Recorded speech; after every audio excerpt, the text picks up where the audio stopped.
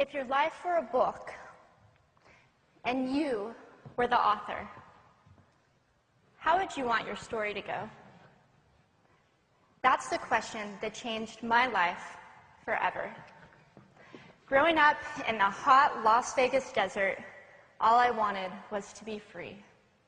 I would daydream about traveling the world, living in a place where it snowed, and I would picture all of the stories that I would go on to tell. At the age of 19, the day after I graduated high school, I moved to a place where it snowed, and I became a massage therapist. With this job, all I needed were my hands and my massage table by my side, and I could go anywhere. For the first time in my life, I felt free, independent, and completely in control of my life. That is, until my life took a detour.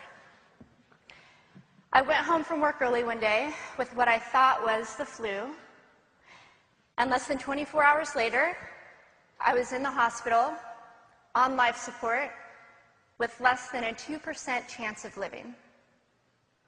It wasn't until days later, as I lay in a coma, that the doctors diagnosed me with bacterial meningitis, a vaccine-preventable blood infection.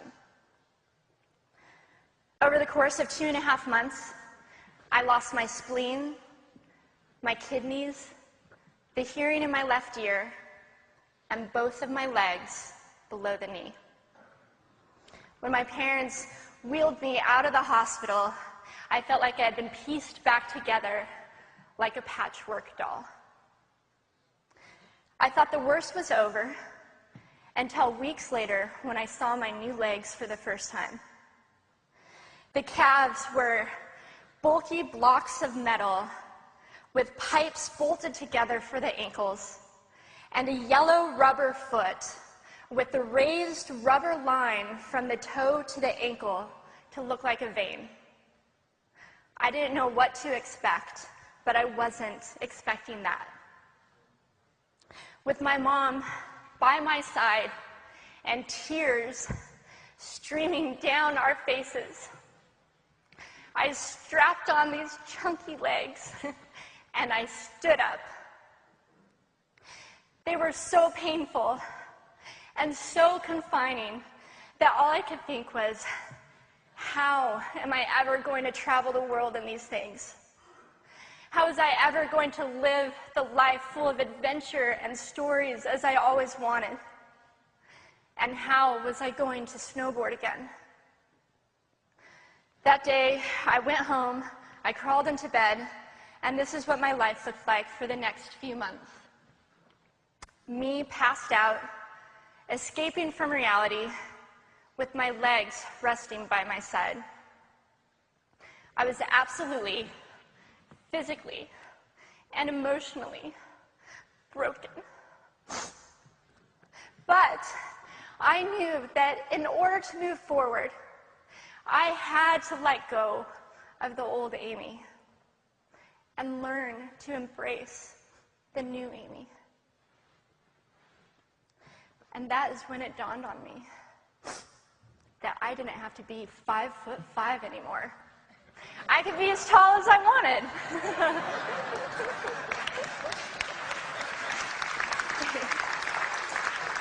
Or as short as I wanted, depending on who I was dating. And if I snowboarded again, my feet aren't going to get cold. And best of all, I thought, I can make my feet the size of all the shoes that are on the sales rack. And I did. So there were benefits here. It was this moment that I asked myself that life-defining question.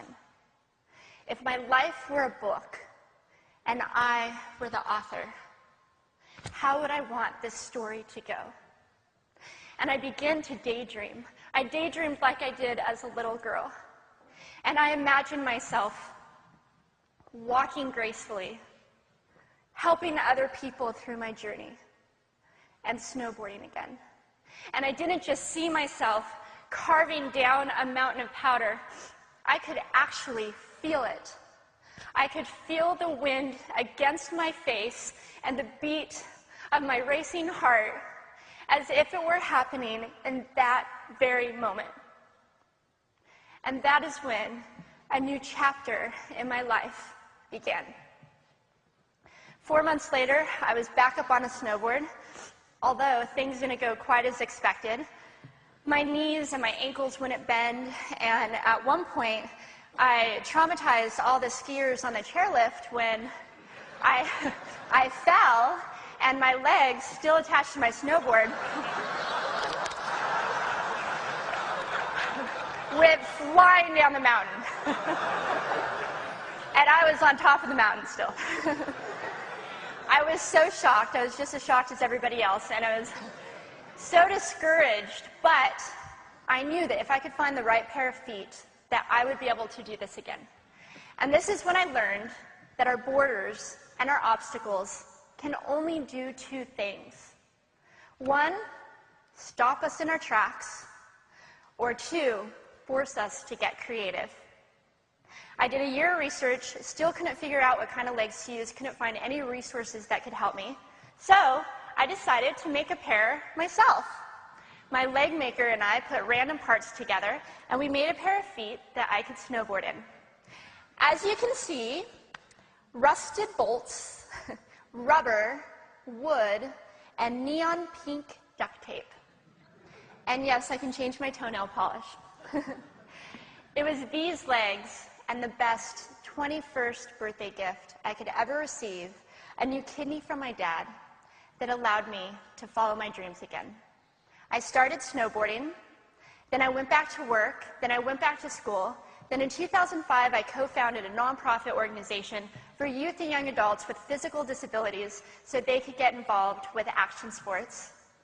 From there, I had the opportunity to go to South Africa, where I helped to put shoes on thousands of children's feet so they could attend school. And just this past February, I won 2 back-to-back World Cup gold medals.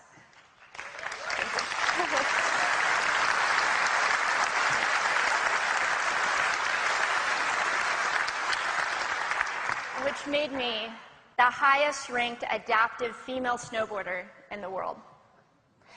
11 years ago, when I lost my legs, I had no idea what to expect. But if you asked me today if I would ever want to change my situation, I would have to say no. Because my legs haven't disabled me. If anything, they've enabled me. They've forced me to rely on my imagination and to believe in the possibilities. And that's why I believe that our imaginations can be used as tools for breaking through borders. Because in our minds, we can do anything, and we can be anything. It's believing in those dreams and facing our fears head on that allows us to live our lives beyond our limits.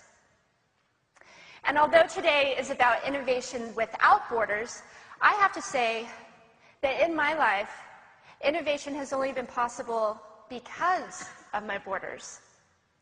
I've learned that borders are where the actual ends, but also where the imagination and the story begins. So the thought that I would like to challenge you with today is that maybe instead of looking at our challenges and our limitations as something negative or bad, we can begin to look at them as blessings. Magnificent gifts that can be used to ignite our imaginations and help us go further than we ever knew we could go.